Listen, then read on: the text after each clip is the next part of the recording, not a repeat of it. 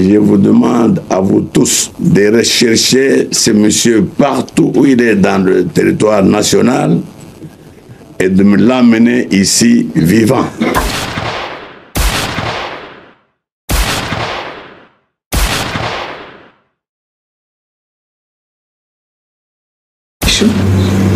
Ça fait qu'il a toujours frappé avec violence tout ce qui allait à l'encontre de la volonté du dictateur. C'est une histoire.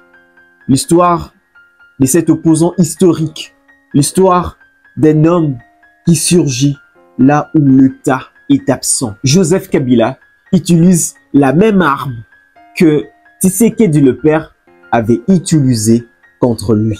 Et si tu veux découvrir pourquoi est-ce que Joseph Kabila utilise la même méthode qu'Étienne Tshisekedi Wamulumba, le père de Félix Tshisekedi, regarde. En juin 2002, au cœur de la guerre civile, le pays est divisé entre une zone gouvernementale et des zones contrôlées par les rebelles. L'est du pays ainsi que le nord-ouest échappent au contrôle de Kinshasa. À cette époque, Étienne Tshisekedi, leader historique de l'opposition et président de l'UDPS, décide de se rendre à Kisangani, une ville située en plein cœur de la zone rebelle. Étienne Tshisekedi venait de s'allier aux rebelles du RCD Goma. Ensemble, ils ont créé l'ASD, l'Alliance pour la sauvegarde du dialogue. Leur objectif, s'opposer à l'accord signé entre le gouvernement congolais et le MLC de Jean-Pierre Bemba. Tshisekedi, dans son rôle de leader de l'ASD, franchit les lignes et défie ouvertement l'autorité de Kinshasa en se rendant dans la zone rebelle. Un acte audacieux et sans précédent qui fit beaucoup de bruit à l'époque. 23 ans plus tard, les rôles sont inversés. Le fils Tshisekedi devient président et Joseph Kabila est l'ancien président. Il est resté silencieux pendant plusieurs années.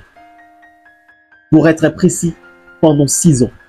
Mais le 25 mai 2025, il refait surface à Goma, une ville occupée par le rebelle.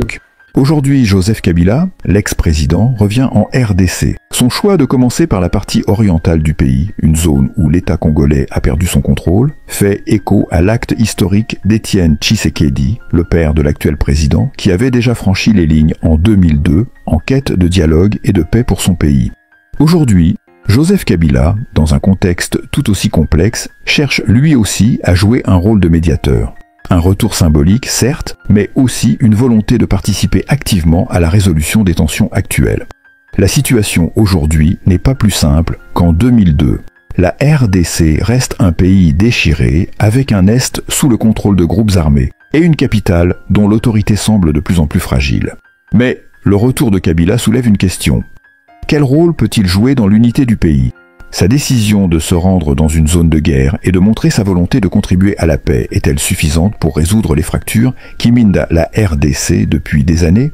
La RDC a connu de nombreux bouleversements, mais l'histoire, elle, continue de se répéter. Joseph Kabila, comme Étienne Tshisekedi avant lui, se place au cœur du débat national. La RDC pourra-t-elle un jour retrouver sa stabilité et son unité ? C'est sans doute à travers des gestes comme celui-ci et un dialogue sincère entre les Congolais que la paix pourra être rétablie. Mais est-ce que son retour est-il innocent ou ça cache une revanche? Ou encore une scène réjouie et inversée? Parce que en 2002, je viens de le dire que Étienne Tshisekedi lui avait infligé l'humiliation d'un acte de défi. Donc, ça devient probable que Joseph Kabila essaie de renvoyer la balle à son fils. Ou on peut peut-être dire c'est pas une vengeance personnelle, mais une leçon de l'histoire renversée, où Kabila essaie de jouer le scénario de 2002. Mais cette fois, c'est lui qui est l'opposant. Et Goma, c'est la scène. Et dans ce genre de situation, ça me pousse à dire que il ne cherche pas la guerre, mais il cherche juste le symbolique. En entrant dans un territoire perdu pour dire que le pouvoir est ailleurs. Donc, vous comprenez que Étienne Tshisekedi en 2002, Joseph Kabila en 2025, deux gestes sont similaires. Deux présences dans des zones hostiles, des tentatives de s'imposer comme voie alternative d'un Congo fracturé, avec ni Kalachnikov, ni un coup d'État, mais avec une chaise positionnée au milieu de ces chaos pour dire au peuple que je suis encore là. Si cette histoire t'a parlé, abonne-toi Et mets dans les commentaires vengeance politique ou simple stratégie. Réponds à cette question. Et j'annonce que la deuxième partie de cette vidéo sera publiée demain. Alors, ne ratez pas. Active la cloche de notification pour être le premier à recevoir la vidéo. C'était Pitems, toujours là pour vous servir.